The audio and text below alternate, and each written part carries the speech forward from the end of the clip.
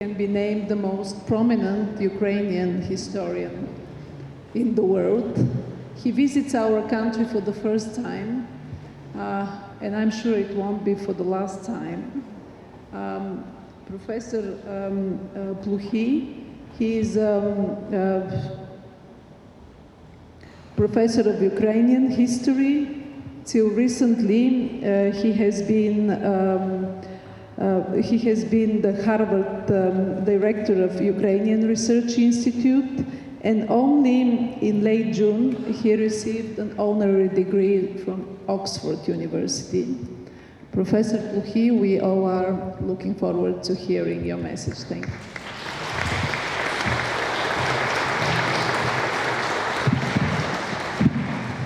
Thank you very much for this introduction. Thanks a lot for inviting me to take part in this panel, in this discussion, and also visit your wonderful city and country, Bulgaria. This is indeed the first time that I am here, and I certainly share this hope that it will not be the last time. I will be talking about Russian propaganda in Ukraine, but also there will be some broader themes and topics that touch upon not only Ukraine, but the Western alliance as a whole and Europe in particular. So we are in the middle of the largest war in Europe since 1945. Depending on how you count it, it's also probably the largest war in the world since 1945.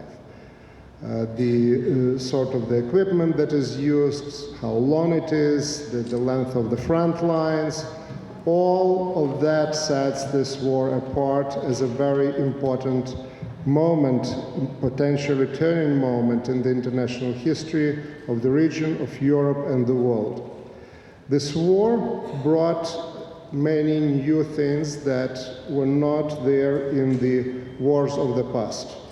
On the one hand, it shares with many liberation wars and wars that accompany the fall of the empires many features, but as I said, there are also new features, and mostly they're related to changes that came into our society with technology. What you often hear and read about in the news is that this is a first war of the drone era, and drones, not only air drones but also sea drones, became an important part of the story and the way in which Ukraine tries to use technology to fight numerically and otherwise superior adversary. But this war is also happening in the age of information revolution, which really puts the propaganda and information operations at the center, or at least close to the center of the warfare. The propaganda is not something new for war and for conducting wars. We had that in the past as well.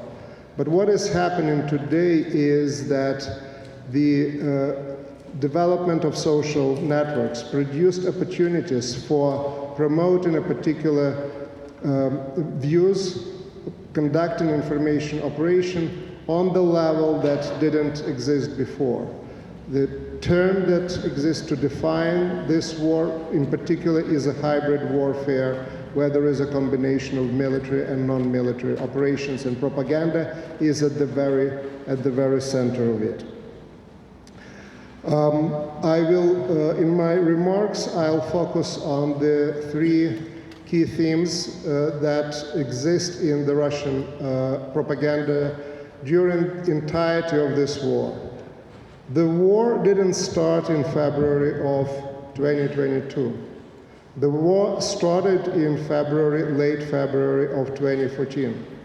So it is 8 years longer than we normally assume. And the way how to check it to see when the war did start, one of the ways to do that is look really at the propaganda operations, information operations, and see whether the themes are consistent or not.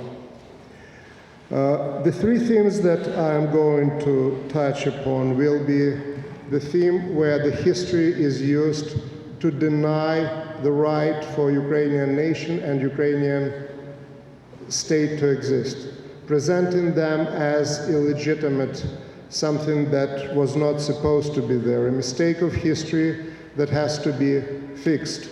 When Putin was saying to former President Bush that Ukraine is an accidental country, the half of the territory is given by this empire and that empire, that was also part of developing that particular theme. So this is theme number one. Theme number two, it's about the delegitimizing now the current Ukrainian government and the political system that exists in the country by linking it to fascism and Nazism, and defining as one of the goals of the Russian war the so-called denazification. So that's another theme. And the third one on which I will comment, that's about the threats of the nuclear warfare, which come also accompanied with accusations that Ukraine is in violation of the non-proliferation treaties, the country that is dreaming about developing nuclear bomb and is in the process of producing dirty bombs.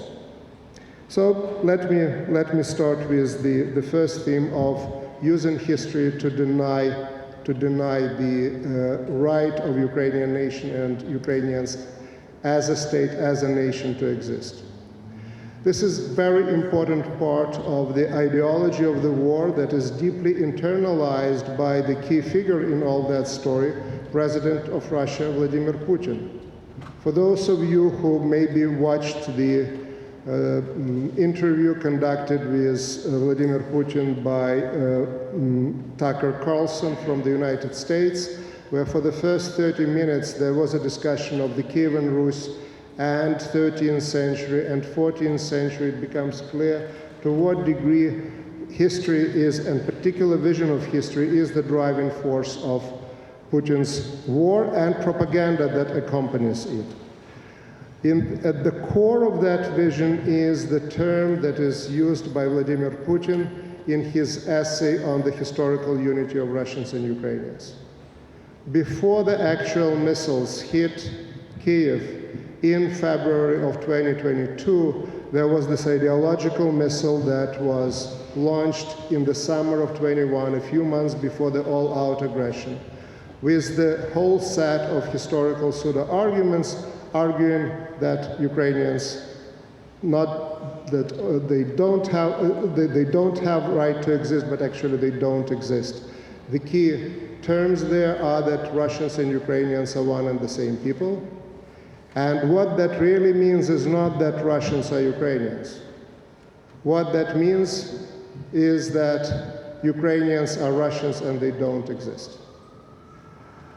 This is a 19th century narrative developed by people like Vasily Kluchevsky, by Russian Empire back in the last decades of the 19th century and first decades of the 20th century, where there exists only one Russian nation, big Russian nation, and then there are tribes that are tribes literally, that's the word that is used in Russian pleme, that are constituent part of that nation, including Little Russians and White Russians or Belarusians. So we have the 19th century model of Russian nationhood being brought into the 21st century, and that's one of the goals that really Russia tries to achieve in this war. We can look at the occupied territories of Ukraine, where anything that smacks of Ukrainian is being wiped out. This is not even Stalinist period, where the right of Ukrainians to exist at least were formally recognized, when the Ukrainian language was in the schools and literature. None of that is happening in the occupied territories of Ukraine. This is a clear annihilation of entire nation. This is one of the goals in the war, but it's also one of the major propaganda themes that were there already at the very start of the war in 2014. The idea of the new Russia, going back to the Russian imperial ideas that Ukrainians are really Russians, was implemented and was pushed on the Ukrainian population of East and South, and it worked. It worked in a sense that it produced enough discontent. It produced enough mobilization of up to 5% of the people who really then joined the mercenaries, the Russian mercenaries that were coming to Donbass, or the Russian regular army that was coming into the Crimea.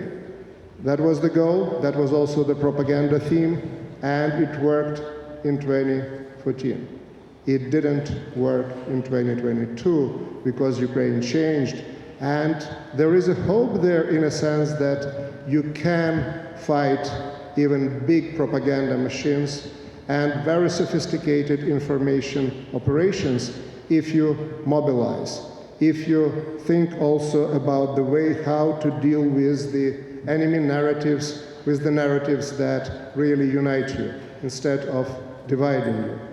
The narrative that divided Ukrainians back in 2014 was the story and debates about World War II. When Russia came into Ukraine in 2014 with well-developed domestically narrative about victory of the Russian people, not the Soviet people, the victory of the Russian people in World War II, the Ukrainians were divided, fighting each other between the veterans, almost non-existent by that time, so it was a battle of narratives. The veterans of the Red Army and the veterans of the Ukrainian insurgent army, the nationalist formations that were fighting the Soviets after 1945 in Western Ukraine. That theme now was, because it also worked in 2014, dividing Ukrainians, it was brought back in 2022. It didn't have much of a traction in Ukraine of 22. It actually, the Russian thinking became the victim of its own propaganda, as it was expected that 2022 would be repetition of 2014, that the Russian troops would be welcomed, that the only resistance that would come from the nationalist, Banderite, Nazi battalions. That was the official expectation. It didn't work that way. No unit of Ukrainian army switched sides when it was expected. No manifestation was there in support of the Russian troops, but there were numerous manifestations opposing the occupation, even in the middle of that occupation taking place. But the theme was to a degree reinvented with the idea that the entire Ukrainian state was now a fascist state and Nazi state. One of the official goals of the war of 22 was denazification of Ukraine. The country that, unlike Russia, preserved democracy and elections, and country in which you don't know who the next president would be, and where the opposition functions, and where no radical nationalist party is present in the parliament, unlike in most countries of Europe. In Ukrainian parliament, there is no nationalist parties. As simple as that. The president of Ukraine is Volodymyr Zelensky, elected by landslide, the person of Jewish background. And he has been accused, first of all, of running the fascist state, and then being a traitor to his own people, because he was running allegedly the Nazi state. It didn't work well, but another part, related part of the Russian propaganda that was put forward already during the last year, that allegedly Zelensky, forget that he is a Nazi leader, but now he was accused that he is not legitimate because Ukrainian constitution doesn't allow presidential elections in the middle of the war. So you're switching the whole thing from, okay, he's running the Nazi state, and that's why he's illegitimate too. He is illegitimate because he is not democratically re-elected. Little traction of this change of the narrative, and that narrative got in Ukraine, but it certainly got people who were listening and who were trying to use that to achieve their own political visions and goals. The idea of the Zelensky autocrat, the Zelensky not being elected, got to the very top of the American politics. So it didn't work. Certain things worked in Ukraine in 2014, didn't work in 2022, but they would work in 2025, far away in the United States. The third theme that I promised to you to talk about, and this is about things nuclear. I think that Russian blackmailing of the West with the nuclear weapons is by far the most successful Russian information operation of this war. It comes in variety of ways, in variety of models. It started with the veiled nuclear threat by Vladimir Putin in his announcing of the Russian invasion of Ukraine in the early hours of February 24, 2022. It continued then with the accusations of Ukraine of building the atomic bomb. Allegedly, Ukraine was building atomic bomb. Where? In Chernobyl, hiding it from the world, when Chernobyl is the most monitored part not only of Ukraine but of entire Europe by international organizations. But the Chernobyl theme was there because Chernobyl was occupied by the Russian army, a violation of all international norms, and the first time that atoms for peace, the nuclear power plants, were really turned into atoms for war, as the nuclear power plant, first in Chernobyl, then in Zaporizhia in southern Ukraine, was used for military purposes. Zaporizhia till today provides shelter for the Russian bombing of the city of Nikopol across the Dnipro River, and certainly presents a major threat of the nuclear accident. The American intelligence assessed the threat or potential threat of Russia using tactical nuclear weapons in Ukraine at 50% in October of 2022.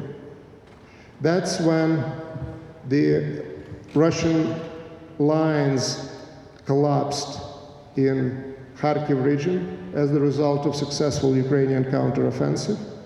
And that was the time when Russia was forced to withdraw its troops from right bank Ukraine, from the city of Kherson. So Russian operation, special military operation, collapsed, and the potential was of collapsing the entire front lines. Whether Russia really considered use of nuclear weapons, or it sent messages to the West that it was considering it, but that message was certainly received. And one of many explanations of why the assistance to Ukraine was coming slowly and not in the way that would really change the course of the war in 2022 was the threat of Russian nuclear weapons, delivered again and again, if not by Putin himself, then by former president of Russia, Dmitry Medvedev. And it worked. The concern was that if Ukrainian troops break through the Russian lines of defense in southern Ukraine, Crimea would be isolated, and Crimea was considered to be a nuclear red line for Putin. The West really behaves in the way it behaves not only in Ukraine. The recent attacks on Poland with 16 drones, at least in my understanding, this is, with the exception maybe of Turkey, if you look at Europe exclusively, this is the first open attack on a NATO country that at least today received no clear response, and was followed, of course, by new nuclear threats now coming from the Kaliningrad Oblast, from the former East Prussia. The West lost ability to respond in the way that would stop escalation. The inability to respond really contributes to the escalation as it encourages the aggressor or potential aggressor. This is true for this nuclear game that I am talking about, but it is also true about the propaganda war that is being waged.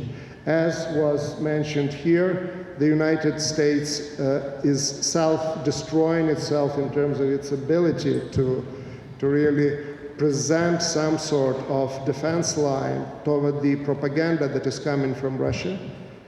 And what is happening today is that the only hope that the aggression would be stopped, also in the realm is propaganda. The only hope is the mobilization of the European countries, which are now directly threatened. They have been threatened for decades by propaganda and information operations, but now openly threatened by drones, by the cyber attacks, which are happening now on the daily basis, producing all sorts of chaos in the skies of Europe. We need to create a common front. We need to coordinate our efforts. This is something that is in interest of Ukraine. This is something also in the interest of Europe. Ukraine fighting today really buys time for Europe to get its act together. And I hope that this is something that will happen. And I can add that it has to happen soon. Thank you very much for your attention.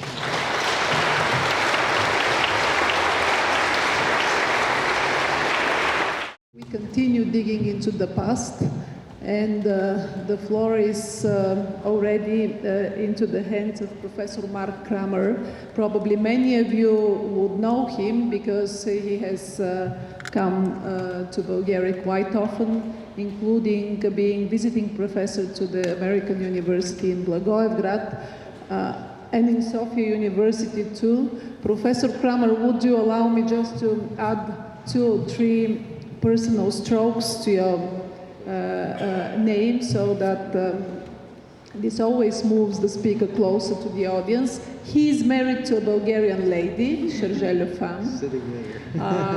He's also Latvian origin, though born in Boston. And he, surprisingly to me, is originally professor in math and then a master in history. So thank you, Professor Kramer, for being part of today's event. The floor is yours. Okay, thank you very much. Thank you, Yana Pasi, to Madlen Danova, to Mira Markova, to Boris Stoyanov, and also to my fellow panelists. I'm very pleased to appear here, especially with my colleague and friend from Harvard, Serhii Plokhy, and also Mikhail Gruev from the State Archive Administration, and a real proponent of archival openness in Bulgaria. I am going to be speaking not about the U.S. perspective on propaganda. I'll be speaking about my own perception of how things shape up in the United States. A lot of what Mikhail Gruev said about the situation in Bulgaria resonates with the situation in the United States, where you have certain groups and individuals who are distinctly pro-Kremlin. They have their own reasons in many cases for adopting these views. But quite a bit of it goes back to what happened in 2016 with the US presidential campaign, when it became very clear that the Russian government was supporting one of the candidates in that election and gave quite extensive assistance to try to help that candidate win. Now, that doesn't mean that the assistance actually had any net effect, because that's impossible to measure. Whether it changed any votes, for example, that's simply unknowable. But we do know that it was very clear that the Russian government, particularly the Russian military intelligence service, was actively aiding one of the candidates. That candidate ended up winning, and then there was an investigation in the U.S. that was initiated by the U.S. Congress and continued with an independent commission that looked at the Russian government's assistance to the Trump campaign. And as a result of that and all of the controversy that it caused, this whole situation now, the war that began the full-scale war that began in February of 2022, but even going back earlier to the Russian incursions in 2014, that there has been a distinct willingness on the part of some within the U.S. political spectrum to accept those incursions and to even go along with Kremlin propaganda and even to repeat Kremlin propaganda. There is a well-known talk show host, or not talk show host, podcast host in the United States named Tucker Carlson, who went to Moscow, made really quite disgustingly pro-Kremlin broadcasts for his podcast, and also interviewed Putin, among others, in a way that was clearly designed to promote the Kremlin point of view. And all of that is really, I think, impossible to understand without looking at what happened in 2016 and the aftermath of it. So the presidential politics really has affected U.S. perceptions of propaganda during the war, that there are some groups that are perfectly willing to accept Russian views of how the war started. One of those happens to be the U.S. president, who several times this year has said that Ukraine started the war. He has repeated that often enough that I think he probably believes it, although it's still unclear to me. But he clearly has a notable animosity toward Ukraine that is also somewhat separate from the war, which goes back to 2019 when President Trump sought to enlist the then newly elected President Zelensky, very recently elected president in Ukraine, Volodymyr Zelensky, and to have him provide assistance in trying to discredit the Biden family. And so when Zelensky wasn't quite sure how to approach that, it really caused Trump to dislike, I think, Zelensky personally, quite apart from what he felt about Ukraine. And that too has to be taken into account in understanding the U.S. government's approach to propaganda in the war that Russia launched in February 2022. So let me just say, it is clear for scholars like myself, Russia started the war. It wasn't started by Ukraine. It was started by Russia. Russian troops moved into Ukraine on the 24th of February 2022, and that launched a war that has continued to this day. It is one of the clearest cut cases of aggression there have been over the last 80 years. And so that issue shouldn't be in debate, but it is now.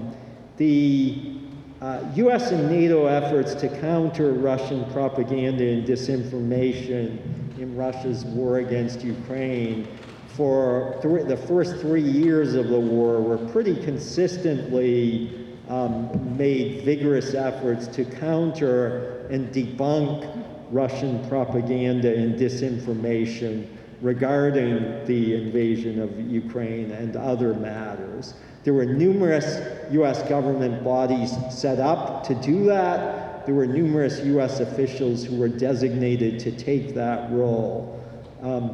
Over the past 8 months, that is under the new U.S. administration, though all of those efforts have basically both diminished and eventually disappeared, the U.S. government recently has dismantled the agencies that had been responsible for countering and blocking malevolent Russian propaganda. And again, this isn't just an accident. This has been very much set out by design.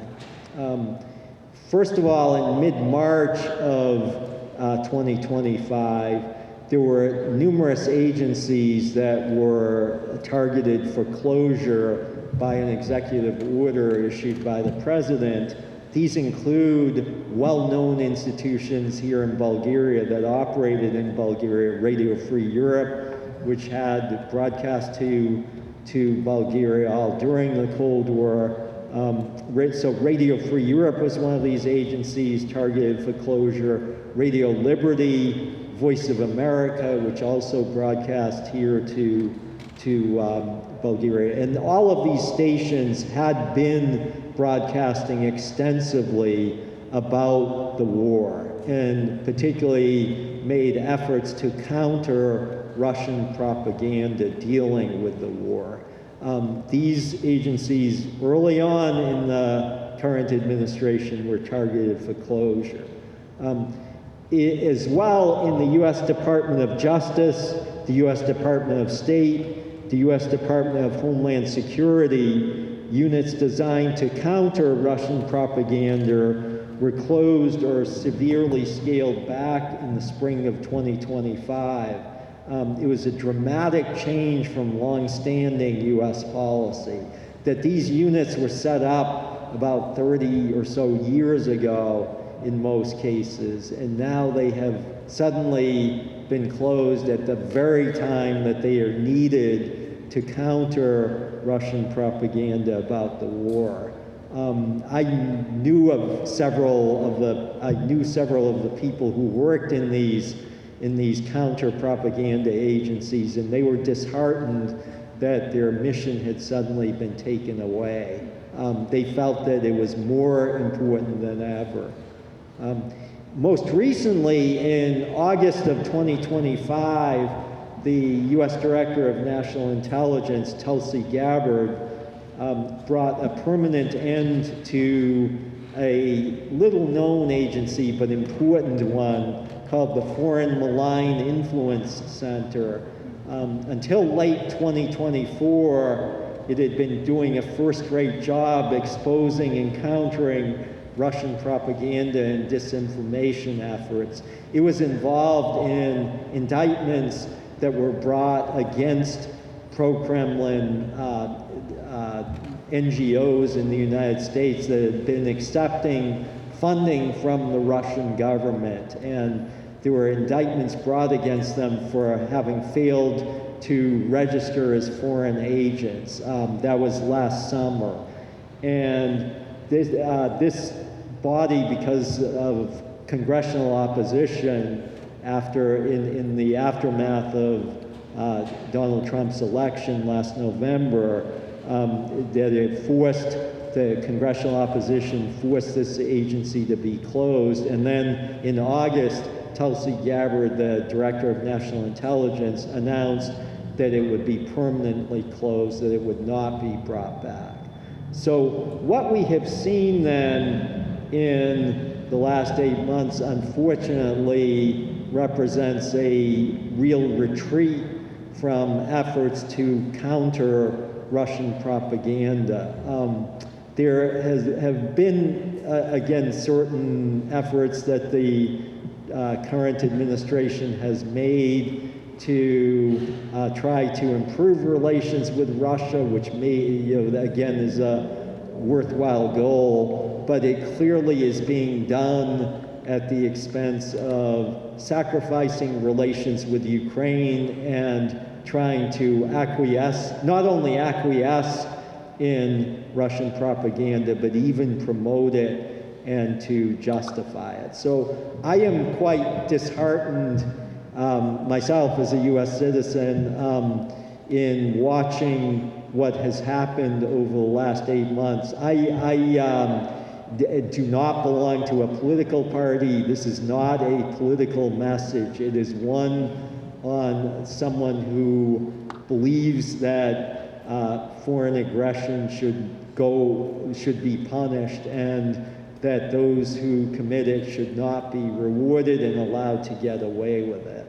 And that's why the propaganda that is now flowing more freely in the United States is something that I do think that NGOs, if the US government won't seek to counter it, then NGOs really need to step up their efforts. And fortunately, there are such good NGOs to try to do it, but it will be a much more difficult task now than it was until fairly recently.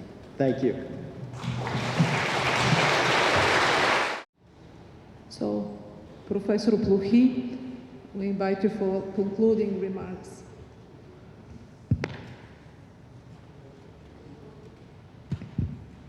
Thank you. And maybe I will ask Professor Kramer also for help with the last question about right-wing propaganda. But so I will comment on the questions that I wrote down. So the first one was on the future, whether we can say anything about the future, looking at the historical experience. One thing that I can say is that the appeasement works now exactly in the same way how it worked back in the 1930s. So the aggression not stopped early becomes more persistent. I have no doubt that there would be no attacks on Poland by drones if the Ukrainians would get enough support to stop Russian aggression.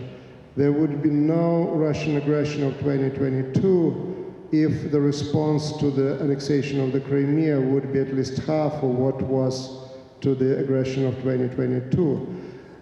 So the more silence, the more appeasement, the more aggression. That's how it worked in the past. It looks like that's how it works now. The Cold War, what I can add to what Professor Kramer said, it ended with basically agreement between the United States and then Soviet Union and then later Russia on solving conflicts in many parts of the world, from Middle East to South Africa to Afghanistan, the way how the Soviets withdrew from there. And one area of the world that was undecided what would happen there was the post-Soviet space, where the United States decided that the declaration of independence by the republics was for real, when the Russians were thinking that the independence is just a nice name. But in reality, this is sphere of Russian control. So in that sense, that was one part of the Cold War that wasn't included in the settlement. It wasn't. Both sides allegedly recognized independence, but they thought very differently about it.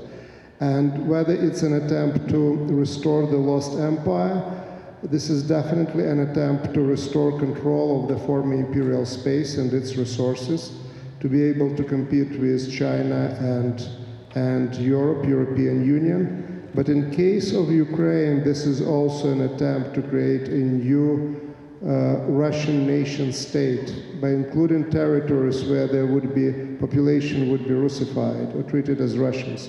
So it's the imperial tendencies go on, but there is also this Russian particular type of nationalism where Russia tries to go the way of other former empires by becoming nation state, and at the same time keeping imperial territory under control, not giving up on the territory. The audiences, different audiences, I can add one that is called, for the lack of a better word, Global South. And there it's really the absolute miracle that the Russia propaganda is performing, because it positioned itself and credibly in the eyes of former colonies of the Western powers as the anti-colonial power and their leader. When you look at the map of Russia, you don't get that sort of territory by being a nation state.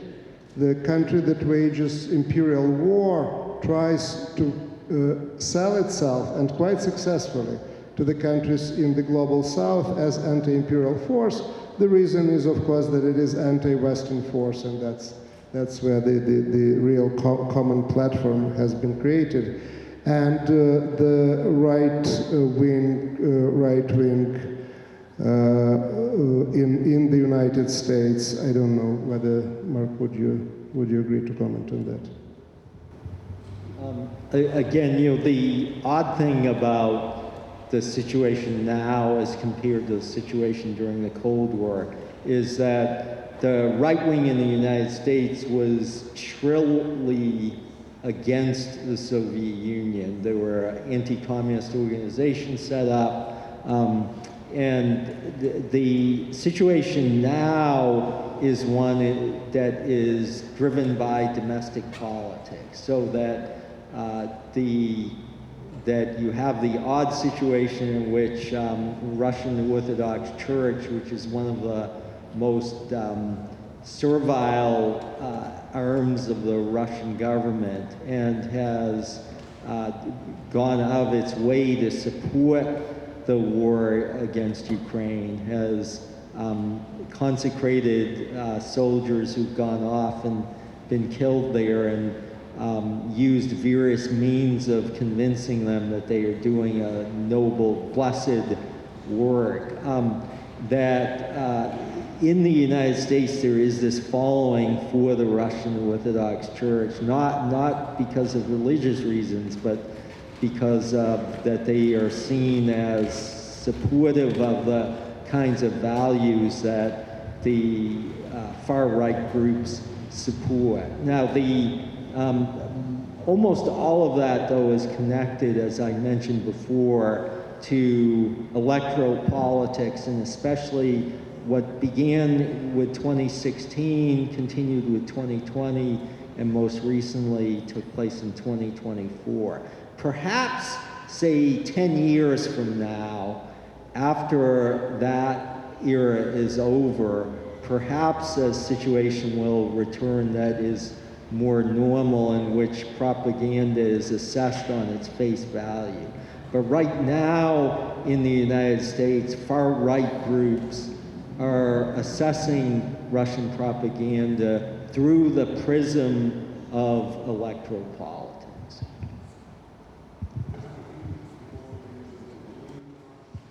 Concluding for the entire, well, that's a big honor and responsibility. And well, I can certainly say that I learned a lot from the comments of my colleagues here.